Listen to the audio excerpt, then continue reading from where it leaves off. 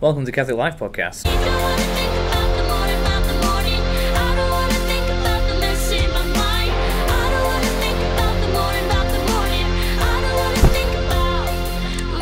So welcome to Catholic Life Podcast. This week we are going to be, in this episode, I say this week, it's been a couple of weeks because I'll get into that in the podcast.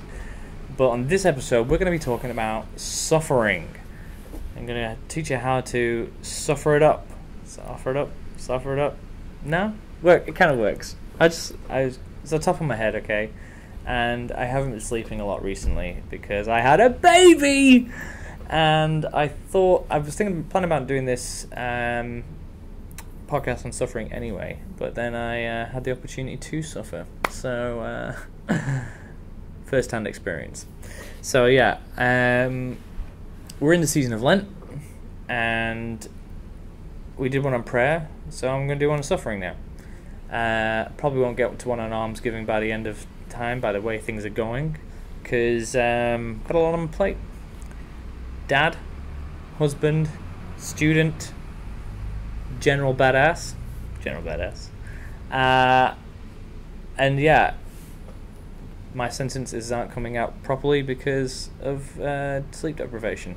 That's the daddy part.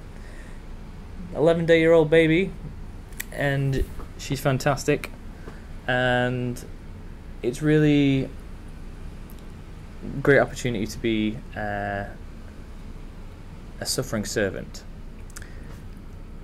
And I quite like suffering. But why would you like suffering? Because it's a bad thing, right?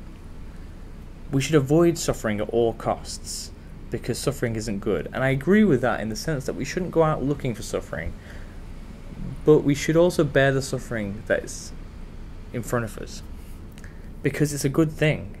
And I think of saints like Saint Therese of Lisieux, who, suffered horrendously, but with great joy. I think of even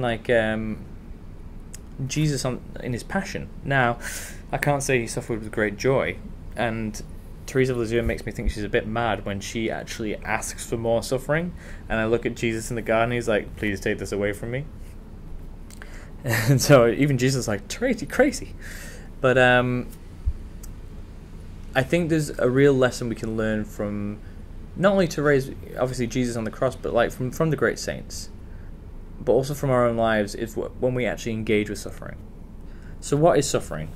Other than being something that's really horrible that we should not wish upon anyone. It's, I can't really go into it theologically because I'm not that smart, but I guess it is like a product of the fall. The sweat of our brow, man was created to work, but the toil came in after the fall, and that's a kind of suffering. But God did something beautiful with that suffering. And we see this in Christ on the cross, in that he redeemed it. He said, okay, suffering's here. Let's work with this, because God uses what we give him. And so we should embrace our suffering when it comes to us. And there's two types of suffering that I'm thinking of. There's the cool suffering, and I feel like I'm undergoing both types of suffering right now. And I'm going to elaborate on them and tell you how to suffer beautifully. But it's going to be very slow because, again, I haven't slept properly in about a week. So the first type of suffering is the cool suffering. The suffering that's kind of like you hear of heroes like Maximilian Kolbe. He's put himself in a position of suffering in a gas chamber where, a situation where it's created to kill you, and he starts singing and he starts bringing joy into the situation, and everyone dies except him. They just can't kill him, and then the lethal injection. There's that kind of heroic suffering where it's like, I can see what I'm doing here. It's like, looking in the face of evil and just laughing. It's like, yeah, you get like a strength from it, and a sense of mission, a sense of purpose, and it's almost like an immediate gratification because you know why you're doing it, you know what you're doing. And I can really feel this in my husband/fatherly role, in that I would willingly sacrifice my whole self for both my wife and my child. When my wife can't sleep and she needs sleep, I will happily go without sleep and look after this child that won't sleep. Child. So that she can sleep, because she's the mother of my child. She's my wife, and I love her. Like one, Shanna. Anyway, yeah, and there is a sense of mission in that. It makes me feel like good, and like also, my little baby's just the cutest thing in the whole world, and of course I want to spend all the time with her. So like, I get something out of that almost immediately. That like, knowing that my wife is being given time to herself, knowing that I'm doing something greater, I'm raising a child, and that kind of suffering you get an immediate gratification from, an immediate hit from. It's like, yes, I'm doing something good and I'm willing to do this. And yeah, I have to say, like, going through the pregnancy experience was, from a guy's perspective, it almost broke me. And you're like, I know what you're thinking. What do you mean it almost broke you? It literally did break your wife. But like, seeing someone that you love so much go through the most amount of pain anyone has ever gone through, or that they will ever go through in their whole life, and all you can do is stand there. It's there's no word of affirmation, there's no gift, there's no way you can take this pain away, and you know that this pain is a good thing, and obviously it's not a good thing. And yeah, just having to be that strength and let her, whilst she's going through that struggle, you need to be the rock which the waves are crashing up against, and just stand firm.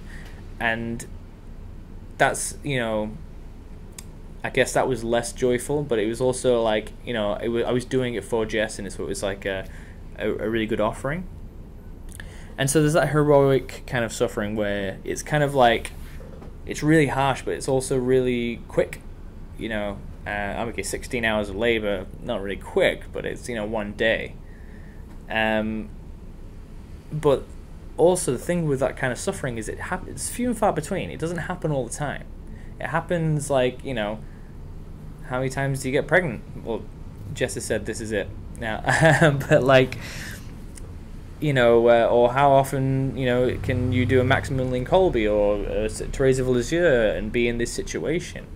Hopefully never, because these are awful situations to be in. But like, it brings me to the second type of suffering.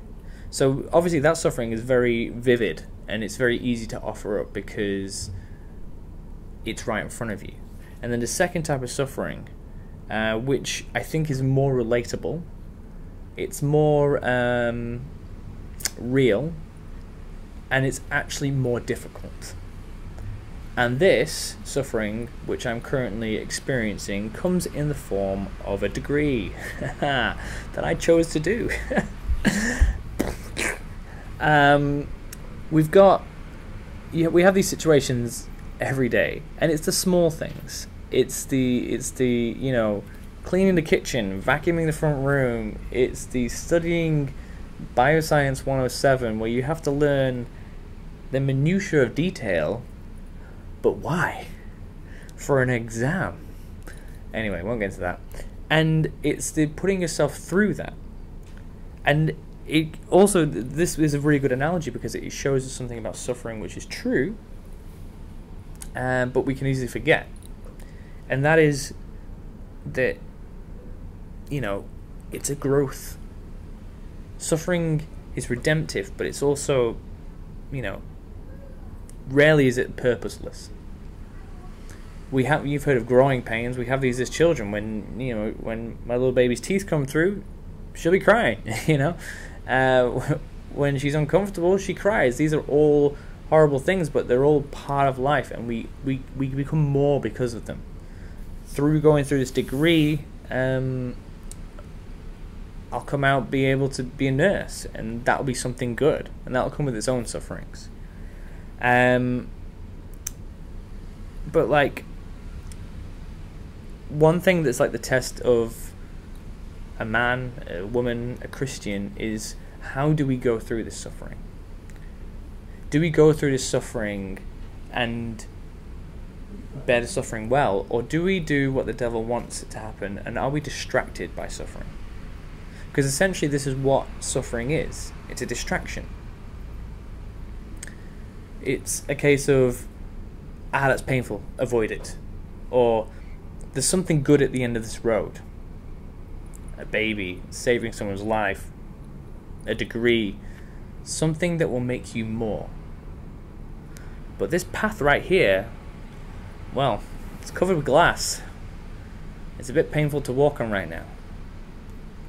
But if we have that eternal perspective of keeping our eyes constantly focused on God, we don't not experience the suffering, but we don't notice it. And in fact, we welcome it because we know that something great's going to happen at the end. Bishop Barron was in one of his talks. He was talking about getting old, and he was talking about getting ill and stuff like that. And when we get old, our senses get dulled. We get tired easily. We get injured easily, and these are all bad things. It's like, oh no, I'm getting old. But with that eternal perspective, it's also really exciting, because it also means the more decrepit I get, the older I get, the less able I become. Also means the closer I am to becoming the most able I've ever become in heaven with the Father, where we will be able to be somewhere just by thinking about it. We don't need to travel. We will be in like the most amount of ecstasy and bliss that we could ever experience, being with the Father in heaven.